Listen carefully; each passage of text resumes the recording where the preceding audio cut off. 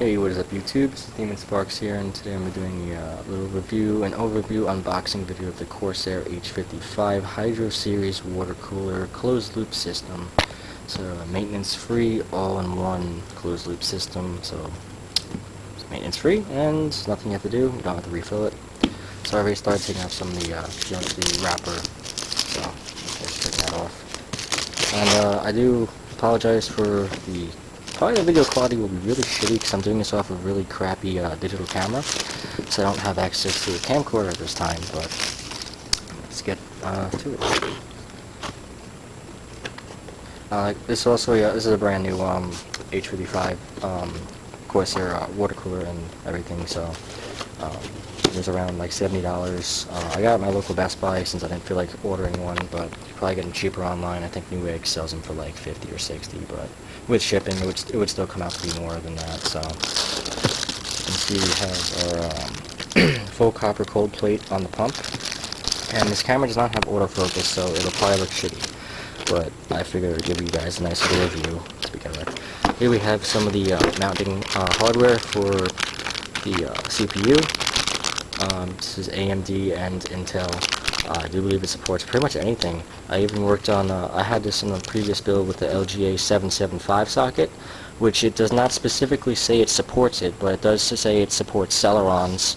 And the older Celerons, I just kind of figured that the older Celeron, since it's a 775 socket, would be compatible. Yeah, there's no autofocus, so sorry you guys. But it says, I will just read it off to you guys.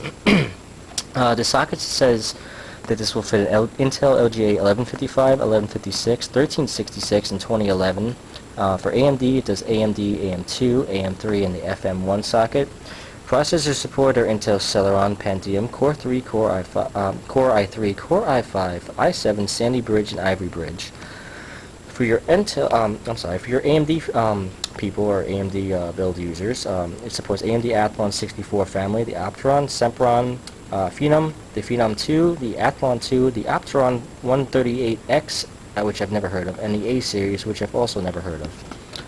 Yeah, as you guys can probably tell, since my build is an Intel based and it's got a higher end Core i5 in it, so I'm kind of an i5, an Intel fan ever since I had my Q6600 series quad-core Intel, the Core 2 Quad, which is a really amazing chipset for being as old as it was. So, but back onto everything in the box. I try to be as gentle as possible with this stuff, using it with one hand and trying to video. So you can see we have the radiator.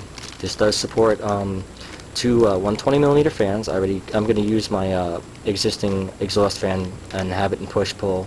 I'm going to be using it to pull in air into the case rather than blowing the hot air back out, since you're just going to be blowing hot air from the case back out. So I'll take the cool air outside of the case and blow cool air through here, just to minimize the CPU's temperature, as I really care regardless about the case temperatures. The only thing I have to really worry about is the excess hot air blowing back onto the pump, which may or may not concern me at this point. I don't really have any case fans in my computer at this time. I'm trying to just do bits by bits on the pieces that I need to get and whatnot. But I will have all green Apivia 120mm fans once again, so it's going to be all green, looking really nice. Right now it's only got the stock blue one, as you guys might have seen from my first videos. Let me go ahead and put this camera down for a second. I'm just going to unbag the pump and turn and speed line on the pump.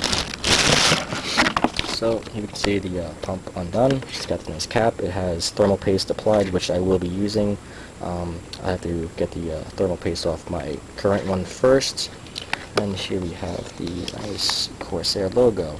Unfortunately, this one doesn't have any LED indicators, nothing nice like that, but tubing is really nice. I've had this pump once before and it was magnificent, even with my overclocked quad core. There's a 105 watt CPU, so it ran quite hot. In the 150s with a stock cooler, 160s close to there.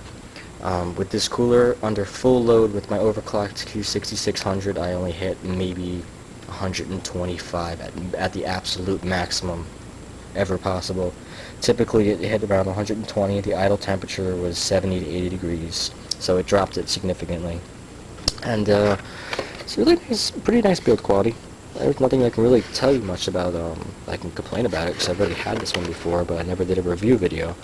But I do apologize if this video comes out really crappy because of the quality. There's nothing I can really do about that at this moment, so I don't have access to the camcorder. But yeah, I will have this installed, and I'll try to do a review video for you guys, and I'll have the fans and push-pull. Here's the stock fan I think I neglected to show you guys. It says Corsair. It's a brushless fan, 12 volt DC, 0.15 amperes. 3-pin PWM styled, so it plugs right into the motherboard. I'm not sure how I'm going to rig this up just yet, but so I want to have them running at full power as well as the pump. So I'll probably rig something up just to make sure that it runs at full power. My motherboard does support the BIOS settings to set the fans for maximum power, but I would rather have it more reliable just running right straight off the PSU. But I will have a review video, guys, for you guys once I have this thing installed and everything is up and running perfectly. So I hope you guys enjoyed this part 1 review of the Corsair H55 water cooler.